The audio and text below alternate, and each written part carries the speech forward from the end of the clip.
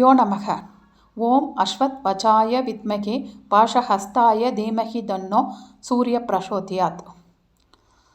சகல பாவங்களை போக்கும் ரதசப்தமி விரதம். சகல பாவங்களை போக்கும் ரதசப்தமி அப்படின்னா என்னன்னு பார்க்க போகிறோம். ரதசப்தமின்னா ஃபஸ்ட்டு என்ன, அதாவது தை மாதம் அமாவாசை முடிந்து 7ஆம் நாளான சப்தமி அப்படின்னு திதி, 15 திதிகளில் சப்தமி திதி 7 அப்படின்னு அர்த்தம். அந்த சப்தமி திதி வர்ற அன்னைக்கு சூரிய பகவான் தன் ரதத்தை தட்சிணாயன புண்ணிய காலம் முடிந்து உத்தராயண புண்ணிய காலம் தொடங்குகிற நேரத்தில் திருப்புறார் அப்படிங்கிறத நம்ம சொல்கிறோம். அதே ரதசப்தமி அன்னைக்கு சூரிய பகவானுடைய பிறந்த நாளாகவும் கொண்டாடப்படுகிறது. ஒவ்வொரு இடத்துல கொண்டாடப்படுறாங்க. சரி, இந்த 7 குதிரைகள் பூட்டிய ரதத்தை திருப்புறது தான் முக்கியமாக ஒரு பங்காக சொல்லப்படுறது ரதசப்தமி அன்னைக்கு.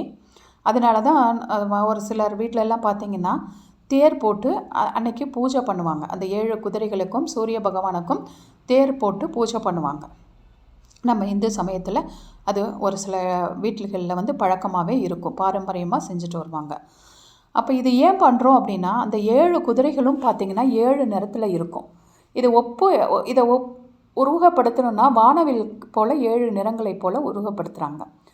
அடுத்தது பார்த்திங்கன்னா, இந்த 7 குதிரைகள் அப்படிங்கிறது பார்த்திங்கன்னா 7 நாட்களை, வாரத்தில் உள்ள 7 நாட்களை குறிப்பிடப்படுறதாகவும் சொல்லப்படுது. ஒரு சில இடத்துல ஞாயிறு தொடங்கி ஞாயிறு, திங்கள், செவ்வாய், புதன், வியாழன், வெள்ளி, சனி அப்படிங்கிற 7 நாட்களாகவும் குறிப்பிடப்படுகிறது.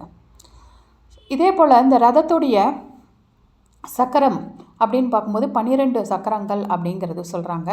அந்த 12 சக்கரங்கள் நம்மளுடைய ராசி மண்டலத்தை குறிப்பிடுறதாகவும் இருக்குது. அதாவது மேஷம், ரிஷபம், மிதுனம், கடகம், சிம்மம், கன்னி, துலாம், விருச்சகம், தனுஷு, மகரம், கும்பம், மீனம், இந்த 12 ராசிகளை குறிப்பிடுறதாகவும் இது இருக்குது அப்படிங்கிறது சொல்லலாம். ஸோ இந்த 12 ராசிகள்லேயும் பார்த்திங்கன்னா, இதில் பார்த்திங்கன்னா 6 ராசிகள் உத்தராயணத்துலேயும் 6 ராசிகள் தட்சிணாயனத்தையும் சுட்டி காமிக்கிறதா இருக்கும். அதை தான் அந்த 12 தேரில் உள்ள 12 சக்கரங்கள் சுழற்சியில் அடிபாகமும் மேல்பாகமும் உத்தராயணம் தட்சிணாயனமாக சொல்லப்பட்டிருக்கு அப்படிங்கிறதையும் நம்மளுடைய ஒரு சில நூட்கள்லேருந்து எடுத்துக்கலாம்.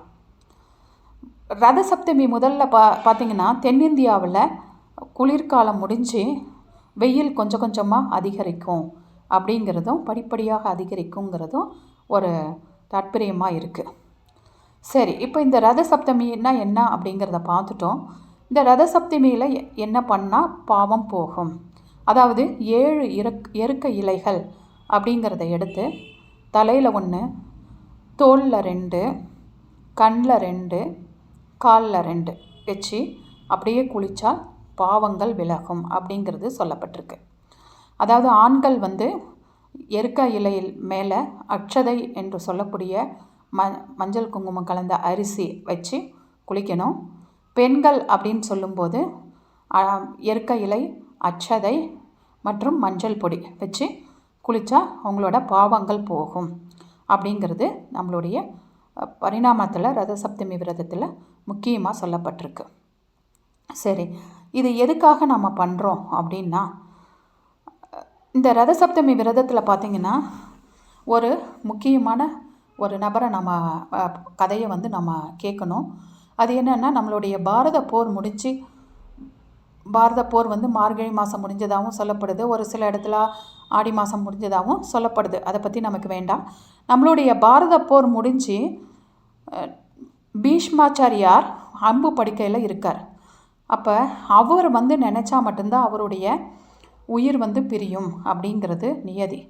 அப்போ அந்த பீஷ்மாச்சாரியார் அந்த அம்பு படுக்கையில் எதுக்காக அவ்வளோ கஷ்டப்பட்டு படுத்திருக்காருன்னா, நம்மளுடைய தட்சிணாயன புண்ணிய காலம் பிறந்த உடனே உயிரை விடலாம் அப்படிங்கிறதுனால அவ்வளோ வலி வேதனைகளை பொறுத்துட்டு அவர் அம்பு படுக்கையில் படுத்திருந்ததா வரலாறு.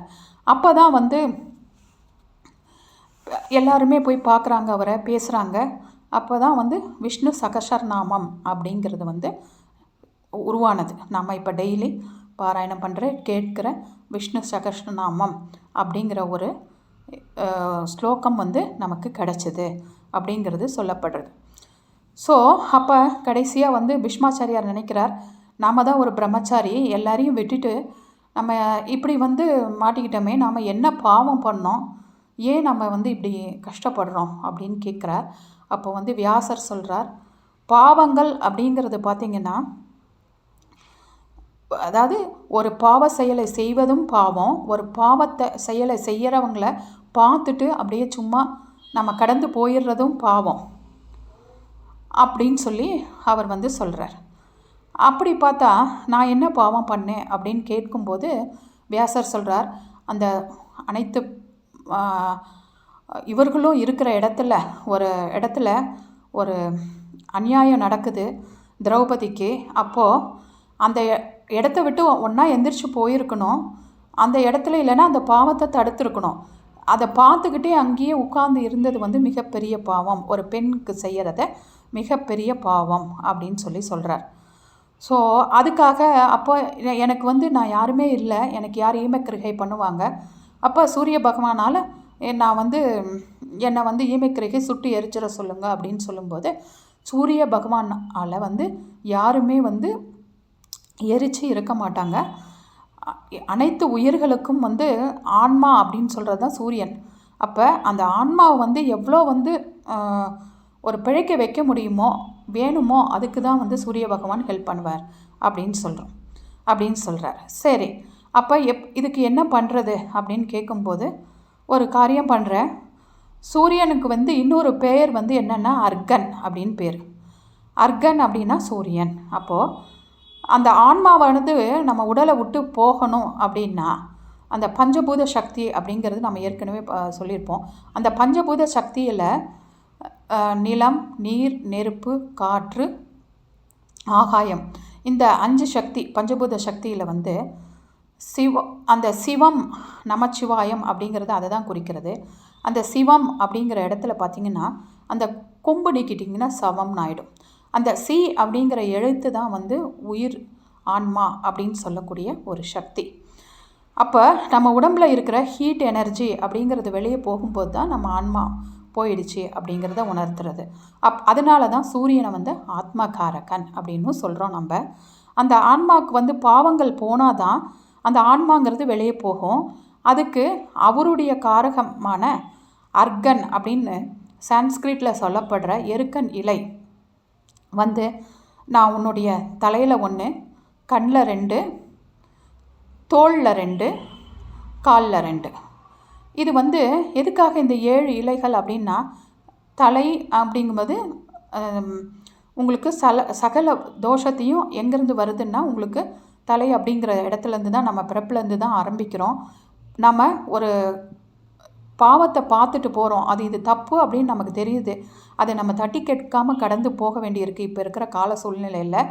அந்த கண்கள் பாவத்தை பார்த்ததுனால அந்த கண்கள்னால் வந்த பாவங்களையும் அந்த கைகள் போய் தடுக்கலை அப்படிங்கிறதுனால அந்த தோள்பட்டையில் வைக்கிற இலைகள் அந்த கைகளை சுட்டி காட்டுவதாகவும், இல்லை அந்த பாவத்தை நம்ம நடக்கிறதுக்கு முன்னாடியே அந்த இடத்த விட்டு விலகிடணும் அப்படிங்கிறதுக்கு அந்த கால்கள் ஹெல்ப் பண்ணாமல் அங்கேயே இருந்து அந்த பாவத்தை செய்ய வச்சதுனால அந்த கால்களில் ஒரு 2 இலையும் வச்சிடுறேன். உன்னுடைய பாவம் வந்து என்னைக்கு தீருதோ அன்னைக்கு நீ நினைக்கும் போது உயிர் பிரிஞ்சிரும் அப்படின்னு சொல்லிடுறார் வியாசர்.